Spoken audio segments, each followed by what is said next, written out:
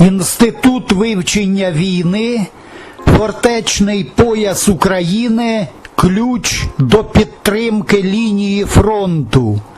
22 травня 2026 року. Кімната для брифінгів.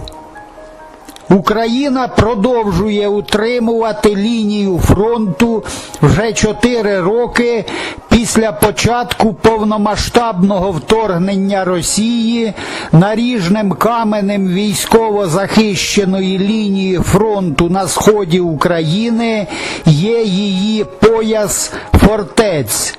Концентрація 4 великих міст, які Росія не змогла захопити з 2014 року.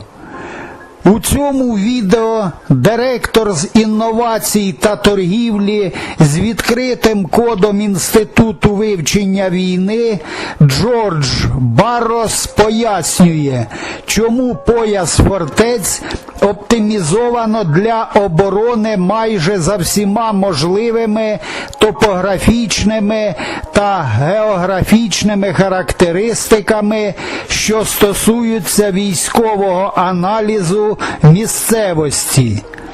Якби Росія отримала контроль над поясом «Фортець», Москва б зайняла вигідні лінії для проведення наступів на вразливу місцевість, що значно сприяє атакуючим силам над захисниками.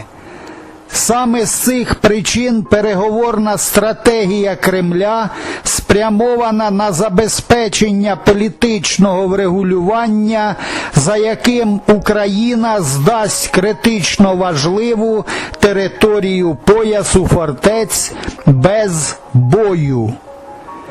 Для відтворення брифінгу Джорджа Барроса українською мовою налаштуйте, будь ласка, в Ютубі країну вашого перебування, у даному випадку Україна, та змініть у налаштуваннях Ютубу під відео відтворення звукової дорожки українською мовою.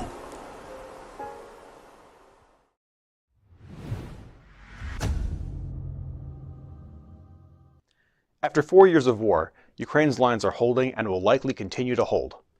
Even though Russia remains on the offensive, a collapse of Ukraine's defenses is unlikely. Russia currently occupies less than 20% of Ukraine's territory, and its advances have steadily decreased since January 2026. The remaining 19% of Ukrainian-held Donetsk Oblast is critical. Russia hasn't been able to capture the region in Ukraine's east since 2014. The fortress belt in Donetsk Oblast remains the cornerstone of Ukraine's defense, making it Putin's main operational goal. Ukraine's fortress belt is a concentration of 4 large cities in Donetsk Oblast and their satellite settlements that run north to south along the H-20 Konstantinivka-Slavyansk highway. This belt is 50 kilometers long, or about 31 miles. It had a pre-invasion population of over 380,000 people, and over 100,000 residents still populate the cities. Ukraine has spent the last 11 years pouring time, money, and effort and resources into reinforcing the belt, establishing significant defensive infrastructure in and around these cities. The urban buildup of the fortress belt and its satellite towns provides Ukraine with a significant advantage. Russia paid a high cost in the Battle of Bakhmut and the campaign for Pokrovsk, but those will pale in comparison to those necessary to seize the fortress belt. The fortress belt's northern flank is protected by the Siversky Donetsk and Oskil rivers, creating favorable water features. The belt is also located atop of terrain with steeper elevation slopes, further benefiting its defense. These micro-terrain details force Russian forces to navigate uneven terrain and provide Ukrainian defenders with various tactical high ground positions. High ground is additionally important for modern drone warfare, as radio-controlled drones rely on communication equipment placed on high terrain to maximize signal projection. The loss of the fortress belt would require Ukraine to dig new fortifications in southern Kharkiv and eastern Dnipropetrovsk oblasts, but the physical characteristics of this terrain and its human geography are simply poorly suited for defense. If Russia were to gain control over the fortress belt, Moscow would simply occupy favorable lines for launching drives into vulnerable terrain that significantly favors attacking forces over defenders. It is for these reasons that the Kremlin's negotiation strategy seeks to secure a political settlement in which Ukraine would surrender the fortress belt's critical terrain without a fight. However, as of May 12, 2026, ISW has observed evidence to assess that Russian forces have only advanced about 350 square kilometers in Donetsk Oblast since the start of 2026.